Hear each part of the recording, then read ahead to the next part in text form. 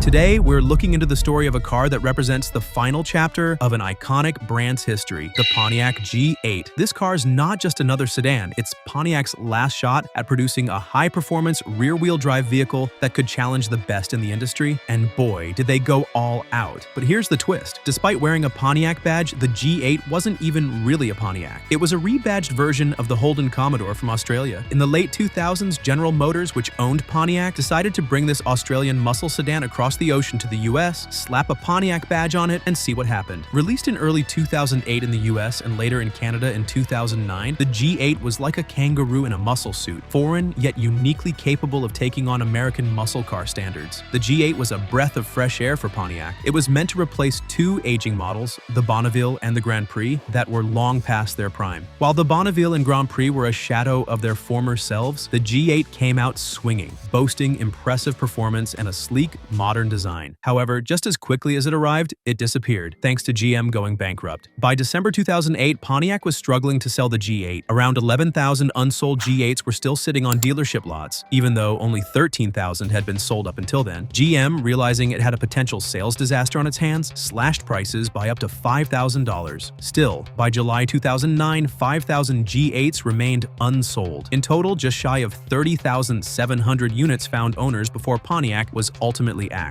There was hope that the G8 could be revived under the Chevy badge, but GM's leadership pulled a classic "just kidding." Instead, they offered the Chevy SS in 2014, a car that filled a similar role, but just like the G8, failed to make a huge impact in the US. So what was it about the G8 that made it stand out? Well, for one, it was built on the Australian Zeta platform, which also underpinned the Chevy Camaro. This gave the G8 solid foundations for both performance and handling, but that's just the beginning. The base G8 came with a 3.6-liter V6 engine that pushed out a respectable 256 horsepower. While this wasn't enough to set the world on fire, it was a solid entry-level offering. It was paired with a 5-speed automatic transmission, and it offered 17 miles per gallon in the city and 25 miles per gallon on the highway. Not bad for a big sedan, and definitely better than many of its competitors. Standard features included traction control, stability control, 18-inch alloy wheels, and a nice audio system, which at the time was decent for a car in its price range. And if you wanted a bit more luxury, you could opt for the Comfort and Sound package, which upgraded the audio system and climate controls, or the Premium package, which added leather seating and seat heaters. These options made the base model G8 a practical choice for those looking for a daily driver with a bit of style. But here's where the G8 started to shine. The G8 GT, the model that actually made people sit up and take notice. This one was packing a 6.0-liter V8 engine that cranked out 361 horsepower, mated to a 6-speed automatic transmission. With a 0 to 60 time of just 5.2 seconds and a quarter-mile time of 13.4 seconds, it was clear that the G8 GT was built for performance. In 2009, GM made some updates to the GT. New catalytic converters dropped power down to 355 horsepower, but they also added Bluetooth connectivity and rear cup holders because,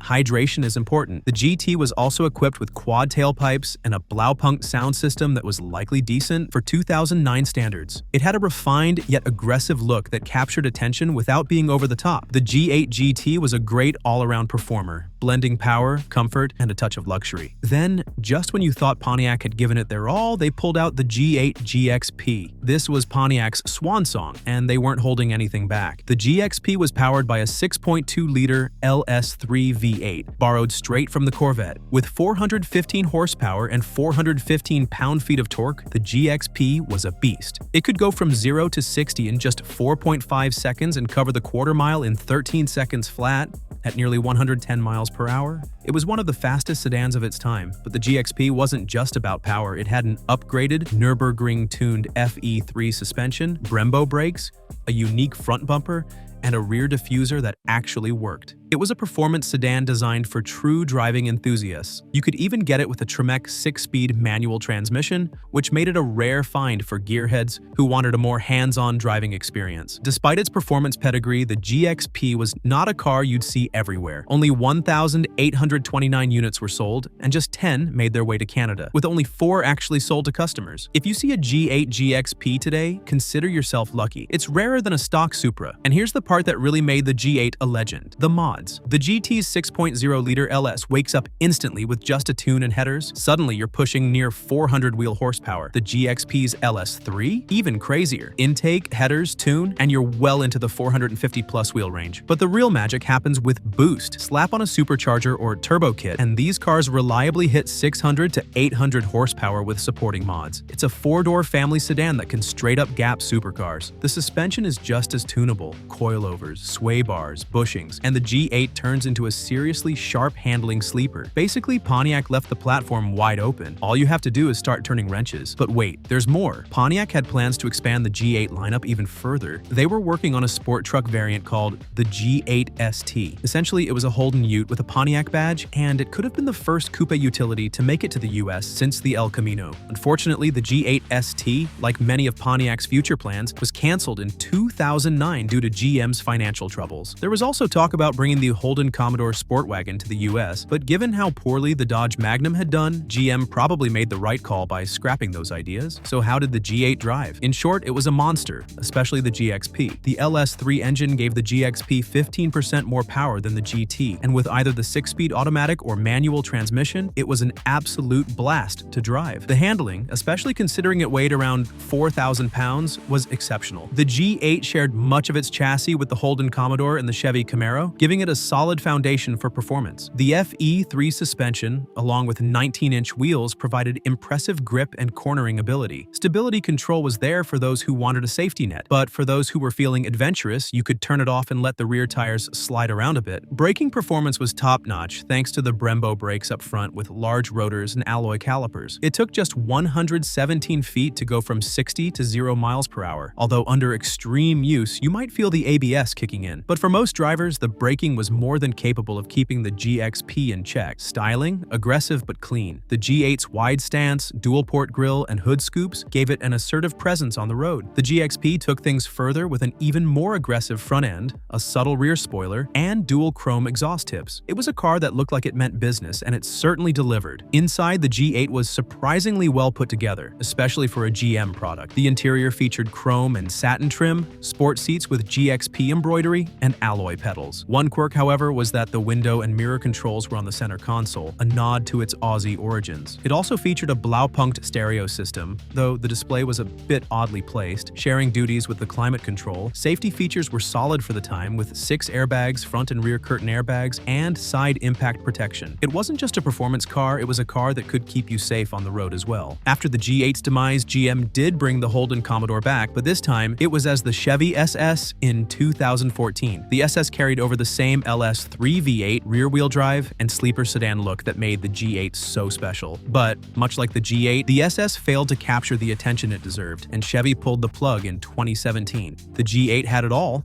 power, performance, style, and handling, but thanks to bad timing and GM's financial troubles, it never had the chance to reach its full potential. If Pontiac had survived, who knows what could have been? Maybe a supercharged GXP or a proper successor to continue the legacy. Instead, we're left with fond memories and a handful of rare survivors still out there, cruising the streets. What do you think about the Pontiac G8? Let me know in the comments, and if you enjoyed the video, don't forget to like and subscribe. See you in the next one.